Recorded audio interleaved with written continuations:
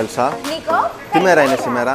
Τι μέρα είναι σήμερα σήμερα? είναι Παρασκευή, αλλά δεν είναι μια απλή Παρασκευή, Νίκο, σήμερα. Αλλά? Σήμερα είναι Παγκόσμια ημέρα καρδιάς. Για πες 29 μου. Σεπτέμβρη. Ωραία. Που σημαίνει? Που σημαίνει ότι σήμερα πρέπει να γιορτάσουμε. Και πώς γιορτάζουμε? Πώς γιορτάζουμε? Με μια τούρτα. Για να τη Μια δούμε. τούρτα σε σχήμα καρδιάς που ξεχυλίζει σοκολάτα. Μια και τη σοκολάτα την αγαπάμε όλοι, μικρή μεγάλη. Νομίζω ότι είναι ό,τι καλύτερο για Παρασκευή. Τι λες εσύ?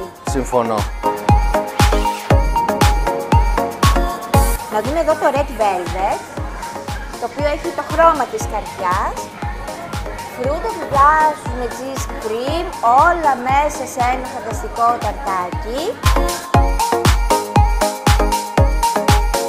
Υπάρχουν όμως όλες οι καρδιές, δεν είναι γλυκές, υπάρχουν και αυτές που λίγο ξυνίζουν, από όλα έχουμε. Μπορούμε να δούμε ένα ταρτάκι με μουζ λεμονιού, το lemon pie. Α, πολύ ωραίο είναι και αυτό. Και πού θα τα βρούμε όλα αυτά? Στην παστελαρία Καταράχτης, Νίκο, θα τα βρούμε. Πού θα τα βρούμε? Πολύ Στο όμορφα. κεντρικό σημείο της πόλης θα τα βρούμε. Τέτοιες ερωτήσεις δεν πρέπει να τις κάνουμε όταν είμαστε στην Έδεσα.